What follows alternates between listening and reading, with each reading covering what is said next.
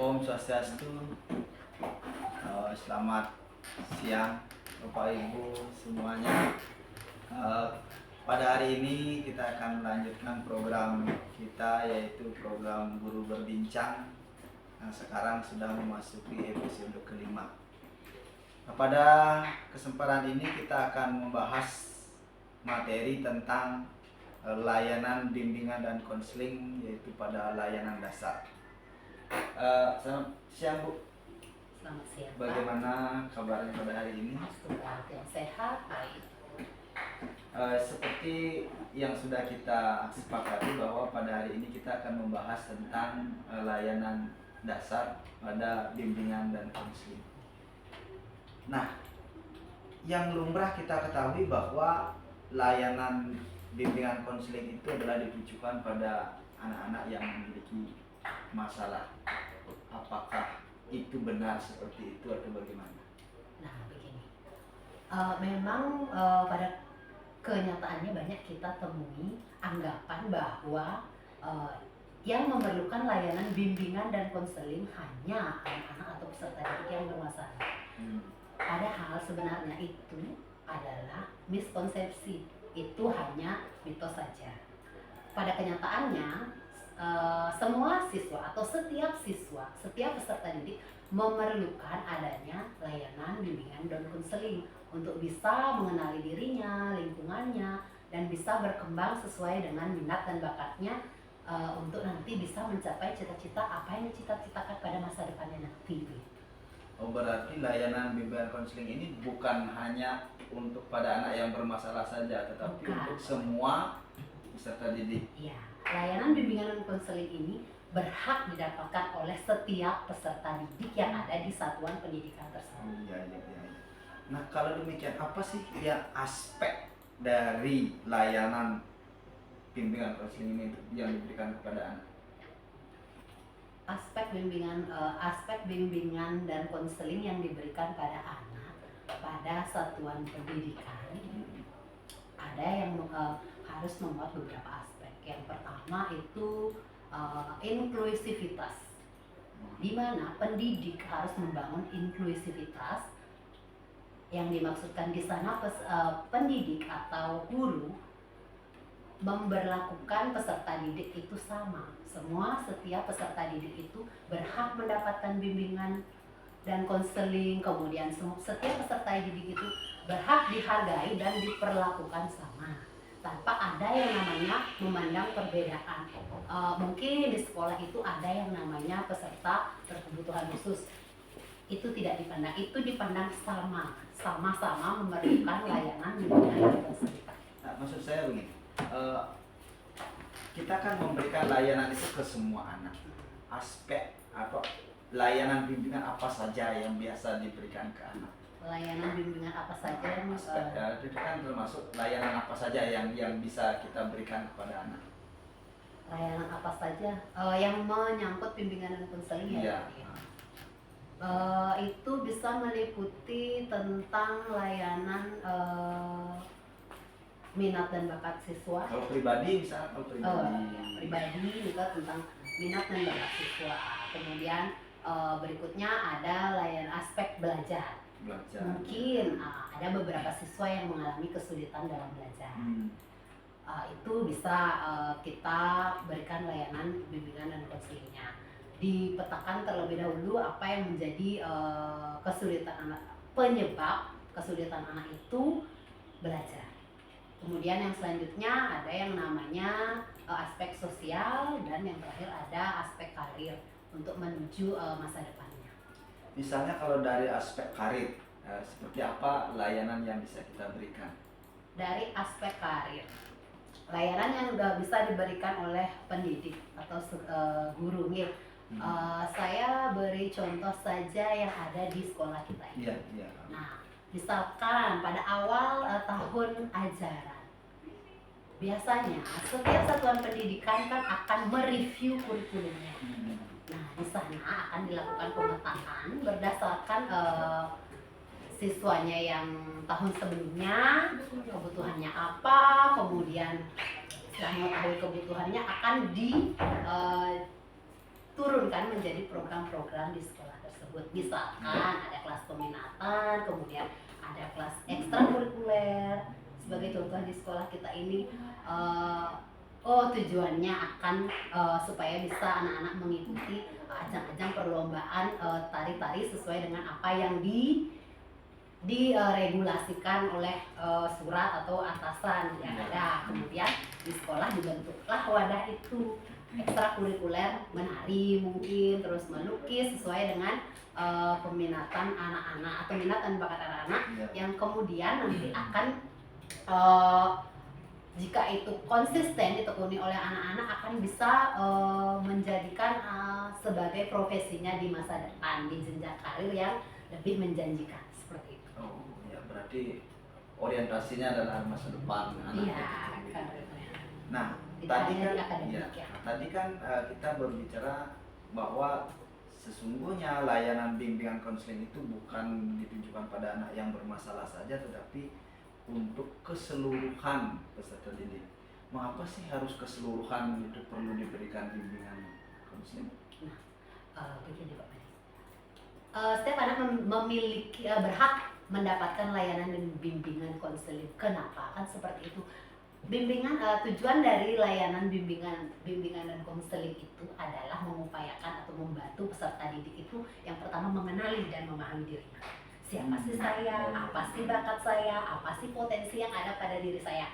Nah, jika kalau sudah dia paham terhadap minat dan bakatnya, dia akan bisa memilih kelas peminatan atau ekstrakurikuler yang ada yang di sekolah tersebut sesuai dengan itu. Berarti yang untuk mengenali potensi diri itu salah satunya. Layanan atau bimbingan yang kita berikan adalah untuk mengenali potensi yang dimiliki oleh itu salah satunya. Dengan demikian berarti layanan bimbingan ini sangat kompleks, sehingga kalau kita di SD yang kita ketahui kan jarang punya guru BK. Berarti siapa sih yang harus bertanggung jawab terhadap layanan bimbingan konseling? Sebenarnya yang bertanggung jawab terhadap layanan bimbingan dan konseling itu adalah guru BK. Namun di satuan pendidikan sekolah dasar guru BK itu kan jarang ditemui seperti yang Pak Madi sampaikan barusan. Nah, itu dipercayakan tanggung jawabnya kepada guru kelas atau guru masing-masing rombel atau rombongan belajar untuk mengampu murid sekelasnya dalam melakukan atau memberikan pelayanan bimbingan dan konseling. Ya, berarti sekarang yang menjadi pemeran atau bertanggung jawab adalah guru kelas ataupun guru yang ditunjuk oleh kepala sekolah untuk menangani masalah bimbingan dan konseling. Karena kita tahu bersama bahwa kalau hanya satu atau dua orang saja dengan melihat jumlah siswa yang banyak kan agak kerepotan juga memberikan bimbingan konseling. Nah, kalau kita sekarang kaitkan dengan pembelajaran saat ini yaitu kurikulum merdeka, kita kaitkan dengan filosofi dari Ki Hajar Dewantara. Seperti apa sih hubungannya filosofi Ki Hajar Dewantara dengan filosofi bimbingan dan konseling? Dari filosofi atau kutipan Ki Hajar Dewantara itu Tiang bisa tarik benang merahnya. Di sana ada kata memerdekakan manusia, ya Pak Madi, memerdekakan manusia. Nah, di sana maksudnya adalah di mana sekarang seorang guru atau pendidik diharapkan harus mampu melaksanakan atau menghasilkan proses pembelajaran yang berpusat kepada peserta didik, di mana kutipan Ki Hajar Dewantara itu yang pertama, kalau tidak salah Tiang mengingatnya, yang pertama itu ingarso sang tulada, di depan memberi teladan atau di depan memberi contoh. Guru pendidik diharapkan bisa menjadi teladan kepada peserta didiknya. Kemudian yang kedua, ingmadio mangunkarsa. Di sana yang dimaksudkan adalah seorang peserta didik harus mampu membersamai seorang pendidik harus mampu membersamai peserta didiknya dalam mengenali potensi dirinya, minat dan bakatnya, untuk bisa nantinya memperoleh atau dapat belajar yang menyenangkan seperti itu, yang bermakna di sekolah. Kemudian yang ketiga itu ada Tuturi Handayani.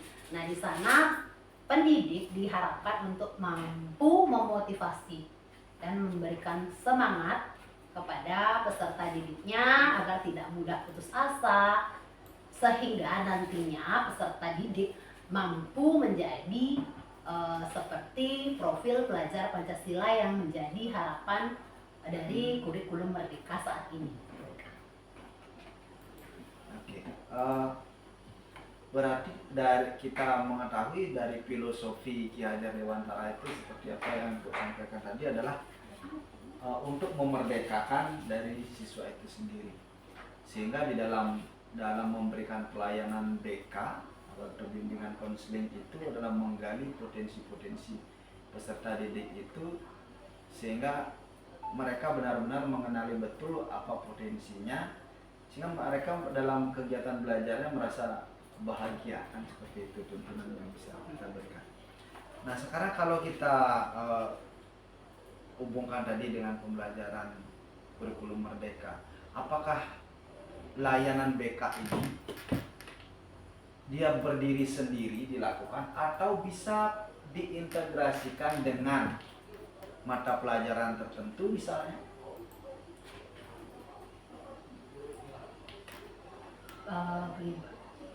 Menurut saya dalam kurikulum Merdeka ini layanan bimbingan dan konseling itu bisa kita integrasikan di semua mapel. Kenapa saya bilang semua mapel? Tadi saya sempat berbicara bahwa seorang guru dapat membantu peserta didiknya yang mengalami kesulitan belajar. Nah, kalau kesulitan belajar yang kita bicarakan kan tidak hanya terjadi di satu mapel ini mapel itu saja ya. Bisa saja dia kompleks pada beberapa mapel-mapel yang ada. Khususnya pada bimbingan belajar. Ya. Pada bimbingan belajar. Nah, kalau kita cermati bahwa dalam memberikan bimbingan ini kan erat kaitannya dengan karakter, dengan sikap. Bagaimana kalau kita kaitkan misalnya integrasikan dengan profil pelajar Pancasila, dengan penguatan proyek profil pelajar Pancasila ini, kira-kira bisa nggak kita integrasikan ini dengan layanan BK ini? Bisa. Itu bisa diintegrasikan, layanan bimbingan dan konseling itu bisa diintegrasikan dengan profil pelajar Pancasila. Misalkan contohnya di P5 di P5 ada beberapa tema kan. Kemudian jika misalkan saya ambil satu contoh yang di berakhlak mulia, ada mungkin beberapa orang siswa yang pada saat sembahyang berdoa seperti itu dia kurang khusyuk, atau ada temennya yang khusyuk dan ada yang lainnya suka usil, colek mungkin, atau apa itu. Nah, di situ bisa diintegrasikan layanan bimbingan dan konseling ini. Itu bisa dipergunakan yang individu agar tidak mematahkan karakter siswa itu. Berarti untuk di layanan melalui proyek penguatan profil pelajar Pancasila ini memberikan layanan secara individual. Nah, bagaimana prinsip dasar dari layanan bimbingan konseling? Prinsip dasar dari layanan bimbingan dan konseling. Nah, tadi saya sempat mengatakan bisa dilakukan dengan individu atau kelompok. Nah, ini Pak, kalau dia individu ataupun kelompok, itu yang pertama tentunya harus mengedepankan prinsip kerahasiaan.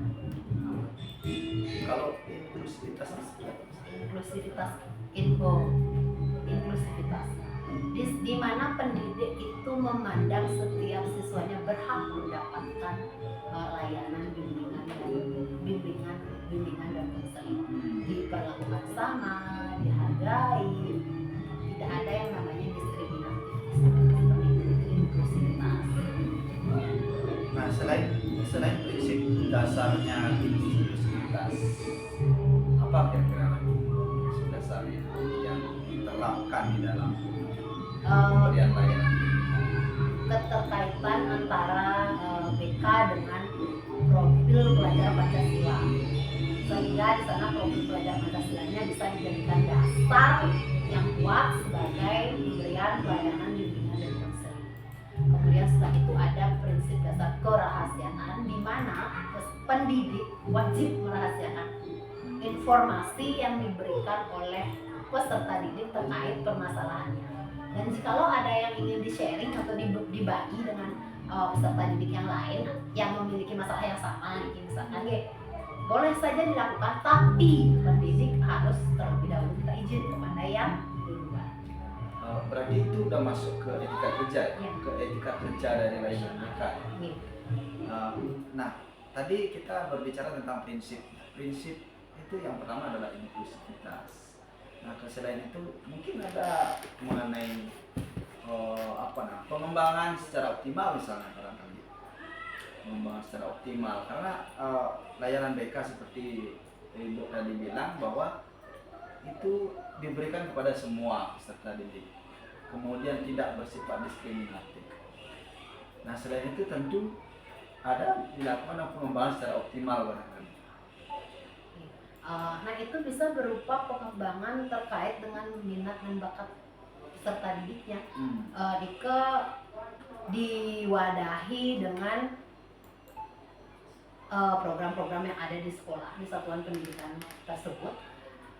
Kita sebagai pendidik memberikan pelayanan optimal terkait itu. Kita membantu peserta didik kita yang pertama untuk mengenali dirinya seperti yang saya bilang tadi, terus yang kedua untuk membantu atau berbagi informasi, kira-kira ini zona kamu yang cocok untuk pengembanganmu secara optimal supaya maksimal dirimu bisa berkembang di sini. Jadi pengembangan secara optimal kita menggali potensi yang dimiliki. Nah, tadi sempat menyinggung mengenai kerahasiaan. Nah, itu sudah mulai masuk ke etika kerja dari layanan bimbingan. Mungkin bisa Ibu jelaskan lebih komprehensif lagi mengenai etika kerja. Selain ada kerahasiaan, apalagi yang harus perlu dilakukan untuk menjaga etika kerja, misalnya ketika kita memberikan layanan kepada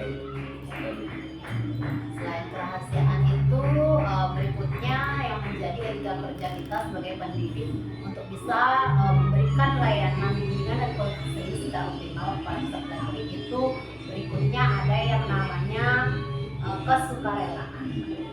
Nah, di mana anak itu apakah dia tidak merasa mau terpaksa, atau ya, bagaimana? tidak merasa terpaksa untuk menjalani layanan bimbingan dan konseling yang kita berikan. Iya. Selain kesukarelaan mungkin ada lagi yang harus respons. Ya, di mana pendidik itu harus mampu memberikan layanan atau bantuan kepada peserta didik. Terlebih jika memang bantuan itu urgent. Ya, seperti itu. Seperti apa contohnya?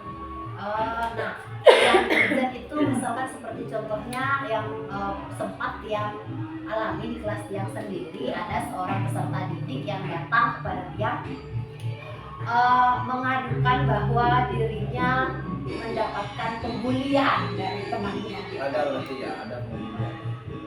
Itu ternyata hanya anggapan dia saja, karena setelah Tiang melakukan cross check dan melalui beberapa prosedur tahapan layanan bimbingan dan konseling itu tidak memasuki aspek perundungan pembulian itu.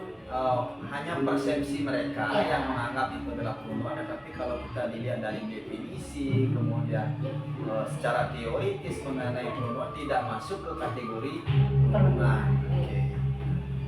Nah, selain responsif tadi, bagaimana misalnya mengenai keaktifannya, kemudian kemandiriannya, selain kemandirian ada kedinamisannya di dalam etika kerja. Kalau dari kedinamisannya, seorang guru itu dituntut mampu bergerak secara aktif, dalam artian aktif itu cepat merespon apa yang menjadi bukan keluhan saja ya, keluhan murid, terus pernyataan murid seperti Ya. itu. Dinamis merespon yang ada di lingkungan belajarnya seperti apa. Nah, kalau kita kita cermati lebih jauh lagi, pelayanan BK ini memang sesuatu yang amat penting kita berikan kepada murid sebelumnya. Nah, menurut Ibu, sejauh mana pentingnya kita memberikan layanan bimbingan konseling kepada anak dan mengapa penting? Menurut saya sejauh mana pentingnya kita memberikan layanan bimbingan dan konseling kepada anak. Seperti apa yang menjadi tujuan dari layanan bimbingan dan konseling. Jangka panjangnya itu adalah untuk bisa menjadikan peserta didik itu sebagai manusia yang cerdas, berkarakter, profil pelajar Pancasila, dan kita sebagai pendidik mampu memerangi yang namanya 3 dosa besar pendidikan yang ada pada zaman ini, di mana 3 dosa besar pendidikan itu yang pertama ada perundungan, kemudian yang tadi sempat saya sampaikan, terus yang kedua itu ada kekerasan seksual, kemudian yang ketiga ada intoleransi. Berarti sekarang yang menjadi dosa besar dari pendidikan itu ada 3 berarti ya. Ada perundungan, kemudian ada kekerasan seksual, dan ada namanya intoleransi. Berarti untuk mencegah ini perlu kita melakukan yang namanya pelayanan bimbingan konseling. Sebelum terjadi kita cegah. Ya, oke. Jadi berupa tindakan preventif kan seperti itu. Nah, dengan demikian pemberian layanan bimbingan ini kan perlu ada strategi agar bisa berjalan dengan maksimal. Apa strategi dalam memberikan bimbingan konseling ini? Strategi dalam melaksanakan layanan bimbingan konseling ini ada 3. Yang pertama itu adalah strategi yang terdapat di satuan pendidikan, Berorientasi di satuan pendidikan. Ya, berorientasi di satuan pendidikan, di mana itu bisa diorientasikan seperti yang Tia katakan tadi, bisa pada saat review kurikulum, bisa kita petakan di sana kebutuhan siswa kita apa, bisa kita cegah masalah sebelum timbulnya masalah dari situ. Berarti kalau kita perlu memetakan kebutuhan siswa kan perlu ada tes diagnostik ya terhadap siswa. Iya, bisa dipergunakan asesmen atau kuesioner yang sebelumnya perlu kita sepakati. Kalau misalkan kita memang mengadakan kepada seluruh siswa, kita sepakati dengan pendidik, kemudian guru wali kelasnya yang sebagai guru BK, karena di SD tidak ada guru BK ya. Kemudian dengan warga sekitar sekolah seperti itu. Yang kedua itu ada strategi Keluarga. Ya, di keluarga, di mana dituntut seorang peserta didik itu mampu menjalankan komunikasi yang baik dengan orang tua siswa. Berarti memberdayakan keluarga ya. Yang pertama tadi ada di satuan pendidikan, implementasi di satuan pendidikan. Kemudian yang kedua ada dengan memberdayakan keluarga. Nah, mungkin ada lagi nggak? Ada lagi satu lagi, ada yang namanya kita dengan strategi bermitra. Nah, jika dianggap perlu, kita bisa bekerja sama dengan psikolog jika anak kita itu membutuhkan bantuan yang lebih, atau kita bisa bekerja sama dengan pihak-pihak yang lain yang di dekat sekolah terkait dengan berbagai bidang pekerjaan yang nantinya bisa mereka dapatkan sesuai dengan minat dan bakatnya nanti untuk pengembangan karirnya. Oh iya. Berarti terkait dengan strategi ini, yang pertama implementasi di satuan pendidikan, kemudian yang kedua itu dengan pemberdayaan keluarga, artinya memberdayakan keluarga untuk bisa memberikan bimbingan yang maksimal. Kemudian yang ketiga itu ada dengan bermitra. Dengan bermitra berarti kita mencari bisa berupa psikolog sesuai dengan kebutuhan anak itu sendiri. Nah, mengapa sih di dalam memberikan pelayanan BK itu, khususnya di satuan pendidikan itu, kita perlu merancang strategi itu secara komprehensif? Kenapa kita perlu merancang strategi itu secara komprehensif? Karena kaitannya begini, jika strategi yang kita pergunakan itu tidak sesuai dengan masalah yang ada, itu kan sangat besar kemungkinannya untuk tidak tertanggulangi atau tidak terselesaikan masalahnya, dan jika itu terkait masalah. Bahkan kita mau menyelesaikan masalah justru akan timbul masalah baru ya. Berarti kita untuk merancang strategi yang komprehensif itu dengan tujuan untuk mencarikan solusi kebutuhan dari peserta didik. Nah, terkait dengan peran, kita tahu di SD tidak ada guru BK. Nah, digantikanlah guru BK ini oleh guru kelas atau guru mata pelajaran yang ditunjuk menjadi guru BK misalnya seperti itu. Seperti apa sih implementasinya pelayanan BK itu dilakukan ketika kita melihat dari perannya sebagai guru BK? Yang pertama, misalnya seorang pendidik bisa menjadi pembawa. Misalnya dimaksudkan pendidik itu dari memetakan, membuatkan program sampai menelurkan yang namanya sebuah kegiatan yang begitu. Setelah terjadi kegiatan, dievaluasi apakah itu sudah tepat atau tidak. Kemudian yang selanjutnya, peserta didik itu bisa berperan sebagai yang namanya konselor, di mana dia bisa membuka praktek konseling kepada peserta didiknya terkait dengan kebutuhan yang dimiliki peserta didiknya. Kemudian ada selanjutnya yang namanya bersifat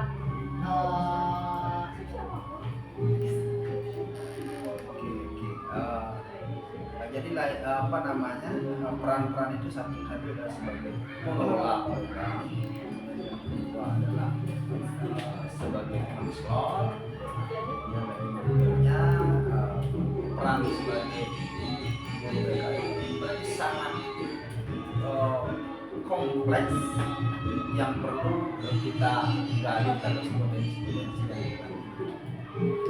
Nah, kita kembali seperti di awal, kembali mengenai seperti tema tadi adalah tentang layanan dasar. Apa sih maksudnya bahwa ada layanan dasar dalam bimbingan konseling? Layanan dasar dalam bimbingan konseling ini adalah layanan yang preventif atau layanan yang utama yang diberikan kepada peserta didik supaya dia itu bisa tumbuh dan berkembang sesuai dengan minat dan bakatnya, kemudian cepat tanggap terhadap isu-isu yang ada di lingkungan sekitarnya. Berarti layanan dasar ini adalah layanan preventif, berarti mencegah sebelum terjadinya sesuatu. Mengapa sih perlu ada layanan dasar? Tujuannya supaya peserta didik itu mampu mengenali dirinya dan tidak ikut-ikutan. Misalkan seperti banyak kita temui di sekitar kita. Jika kita menanyakan kepada peserta didik, nah apa sih minat dan bakat kamu? Nah, tidak jarang dari mereka itu menjawab sama atau mengikuti temannya. Ikut-ikutan. Ya, nah itu dikarenakan karena mereka itu belum mendapatkan bimbingan layanan dan konseling secara optimal, sehingga mereka belum menemukan potensi ya jati dirinya, dirinya. kan? Jadi dia masih ikut-ikutan dengan temannya karena mereka memang belum mengenali potensi yang dia miliki. Nah, ini mungkin perannya kita untuk memberikan bimbingan dan konseling. Nah, di dalam memberikan pelayanan agar bisa pelayanan itu berjalan dengan baik, bagaimana sih alur kerja di dalam memberikan pelayanan? Di dalam memberikan pelayanan dasar bimbingan dan konseling itu terdapat alur kerja yang pertama itu memetakan kebutuhan peserta didik. Setelah diketahui kebutuhan peserta didik apa saja itu kebutuhannya, barulah kemudian dilanjutkan dengan